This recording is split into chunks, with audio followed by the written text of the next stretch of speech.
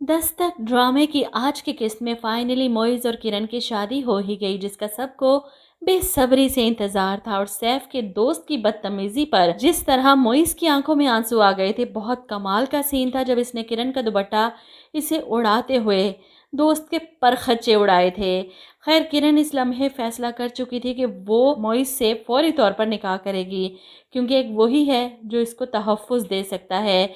इन दोनों के निकाह पर मोइस की वालदा शरीक होती हैं, लेकिन वालिद अभी भी अपनी हठ धर्मी पर खड़े हैं कि मोइस गलती कर रहा है। खैर, वक्त रहते इन्हें एहसास हो ही जाएगा। फ़िलहाल तो मोइस और किरण का निकाह हो चुका है, सब मेहमान अपने घर जा चुके हैं। इसके वालिद खुश हैं कि किरण का निकाह कितने अच्छे से हो गया, और किरण इस वक्त अपने ही घर पर मौजूद है, मोइस के साथ अपने कमरे में खड़ी अपनी पहली शादी की उस भयानक रात को याद कर रही है, जब सैफ ने कमरे में आते ही इस पर हाथ उठाया था।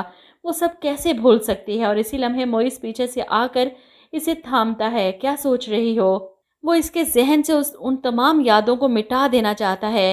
मोहब्बत पाश नज़रों से देखते हुए कहता है कि हम तीनों मिलकर एक खूबसूरत ज़िंदगी गुजारेंगे, और मैं यूं ही तुम्हारे साथ हमेशा रहूँगा।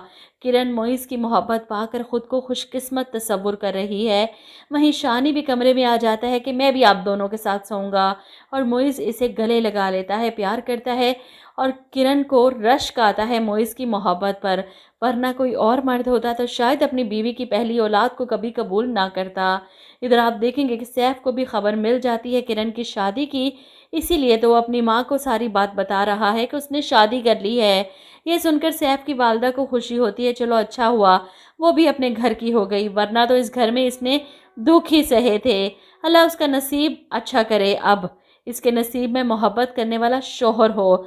माँ की बातें सुनकर सैफ नज़रें चुराता है। वो जानता है इसकी माँ ये सब क्यों कह रही हैं, लेकिन फ़िलहाल वो जिस वजह से ये सारी बात बता रहा था, वो वजह भी अपनी माँ को बताता है कि आप जानती हैं कि शानी मेरा बेटा है, और मैं उसे वापस लाना चाहता हूँ इस घर में।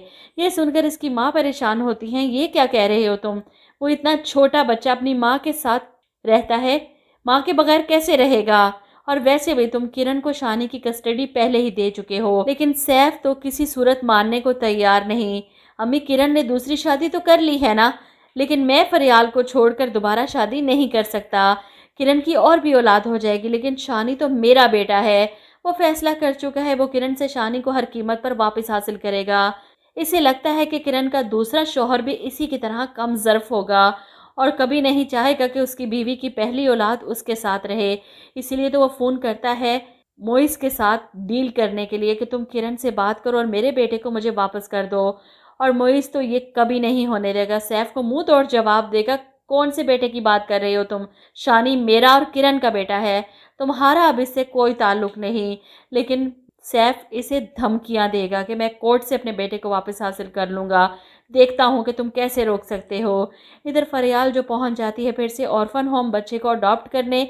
ऐसे में वो एक बार फिर से सैफ के पास आती है, इसे मनाने की कोशिश करती है कि वो इतना प्यारा बच्चा है, मुझे ऐसे लगता है वो मेरा है और मैं उसकी हूँ, प्लीज़ मेरी बात मान लो, हम उसे अडॉप्ट कर लेते हैं। और सैफ फरियाल से कहता है, मैं तुम्हारे जज्बात समझ सकता हूँ, लेकिन मैं अपनी औलाद के होते हुए किसी और की औलाद को क्यों पालूं? ये सुनकर फरियाल एकदम से बैठ जाती है।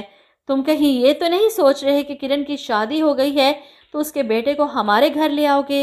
ये सुनकर सैफ कहता है कि फरियाल, तुम्हें मोहब्बत है ना मुझसे? जवाब में फरियाल कहती है, लेकिन इसका हरगिज़ मतलब ये नहीं कि मैं किरण के बच्चे को इस घर में बर्दाश्त करूंगी। जिस पर सैफ इसे कहता है कि फरियाल, तुम्हारे पास सिर्फ शानी को अडॉप्ट करने की ऑप्शन है, इसके अलावा और कोई नहीं। तो फरियाल मरकर भी किरण के बच्चे को इस घर में ना लाए, लेकिन सैफ अब पीछे हटने वाला नहीं। वो फरियाल को तो छोड़ देगा, लेकिन अपने बेटे को नहीं छोड़ेगा।